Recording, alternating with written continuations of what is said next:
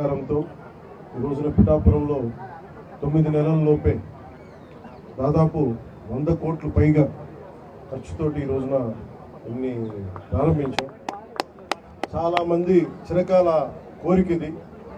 ఎన్నికల ప్రచార సమయంలో అందరూ అడుగుతుంది 30 పడకల కమ్యూనిటీ హెల్త్ సెంటర్ని దాదాపు 100 బెడెడ్ ఏరియా హాస్పిటల్గా అభివృద్ధి చేయాలని అందరూ కోరిన మీదట ఈ రోజున 34 కోట్ల అంచనా వ్యయంతో నిర్మాణ పనులకు నేడు శంకుస్థాపన చేయడం జరిగింది.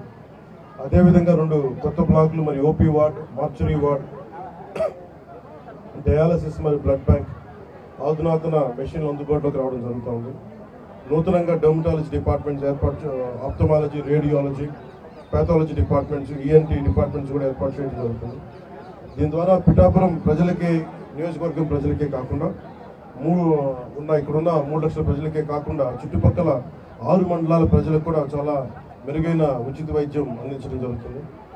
ఇది గౌరవ ముఖ్యమంత్రి శ్రీ నారా చంద్రబాబు నాయుడు గారి సారథ్యంలో కూటమి మాటిస్తే ఎలా నిలబెట్టుకుంటుంది, ఉన్న ఆర్థిక ఇబ్బందులు తట్టుకొని మరీ ఈ రోజున ముందుకి ఈ హామీలు ముందుకు తీసుకెళ్తా ఉన్నాం.